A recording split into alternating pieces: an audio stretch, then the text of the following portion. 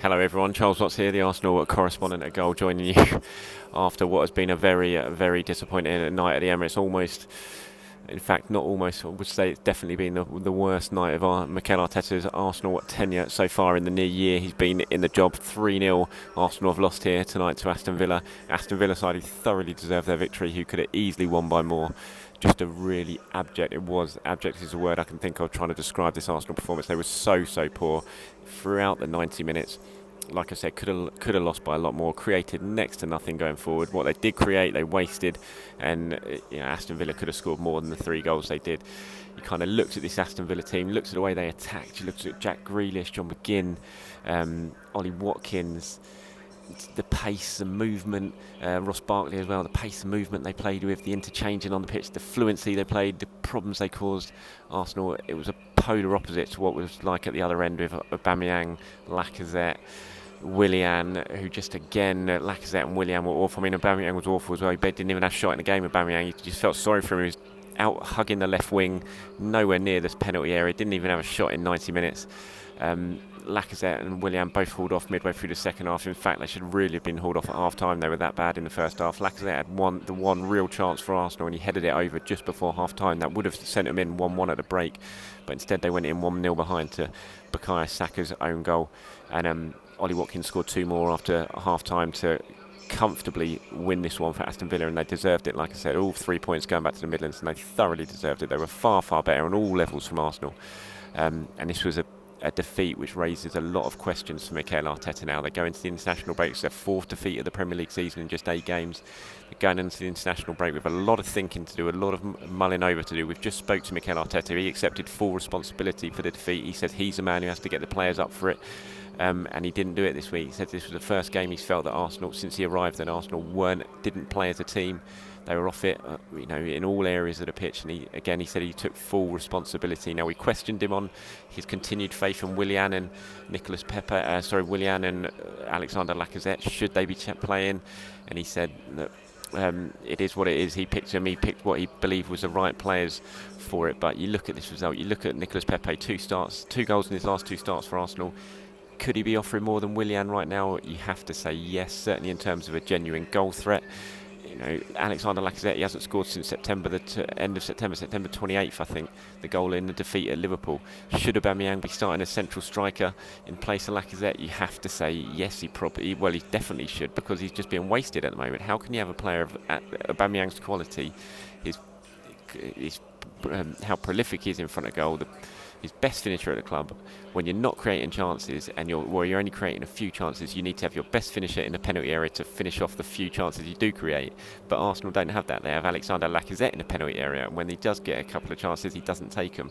All the while, Pierre-Emerick Aubameyang stands on the left-hand side, not getting chances and not getting shots at goal. It just feels like this is the time, this is the game which Mikel Arteta has to look at and decide that he has to make changes over the international break. He has to maybe look at this. He must have to look at the system that he plays, and how he can get more out of Aubameyang, and how he can make this team attack more as an attacking threat. Because Arsenal have scored just 9 goals in their 8 Premier League games this season. That's their worst start for 21 years in terms of goal scoring. Can't go on. Arsenal will not be able to mount anything like a top four charge if they continue to score at this rate. It's just not good enough at all, and they need to sort it out. Mikel Arteta needs to sort it out. And to be fair to him, during the press conference, he did say he would reassess the system and how things are going attacking wise over the international break, because he accepted that Arsenal cannot compete if they continue to score as the amount of goals that they're scoring right now.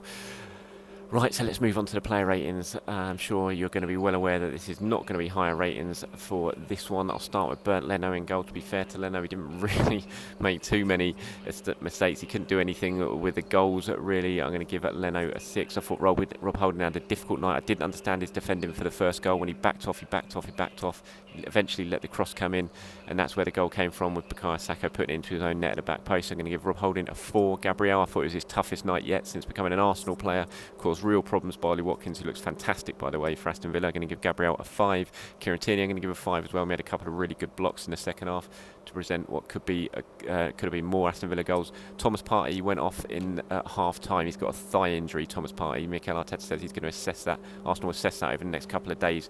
Doesn't look like he's going to be heading over to Ghana for the international break. So Partey was best player on the pitch, I thought, for the 45 minutes he did play, but he only played for that first half, so I'll give Thomas Partey a 5. Mohamed El Neni couldn't repeat the performance he produced at Manchester United before the international break. Just not, he was neat and tidy at times in possession, but he couldn't do anything in terms of an attacking sense. He couldn't get Arsenal going forward, so I'm going to give El Neni a 5. Bellerin, I thought, was Arsenal's best, most biggest threat during the first half. He got into some good positions down the right hand side, didn't do much with them, unfortunately, but at least he did get into some good positions and caused Villa some problems with his runs down the right hand side. I give Bellerin a 5. Saka, I'm going to give a 4. Difficult night for Saka. Own goal, caused a lot of problems. Difficult night for the youngster. I'm going to give him a 4. Willian, for me, he gets a 3. I thought he was awful. One shot in the second half which went near the corner flag. Then the goal summed up his night. Really difficult night for Willian. I'm going to give him a 3. Aubameyang, I'm going to give a 4. Equally as disappointing night for him. Just didn't have a shot on goal. Just couldn't get into the game. So 4 for Aubameyang. And I'm going to give Lacazette a 3. It could have easily been a 2. He only had, I looked at the stats earlier, he only had 9 passes in the game in his 65 minutes. He made 9 passes. 6 of them were successful and only 2 of them were in the Aston Villa half. A dreadful night, really, for Lacazette. He only had 15 touches in 65 minutes, just not in the game at all, not offering anything. The one big chance he did have, he wasted.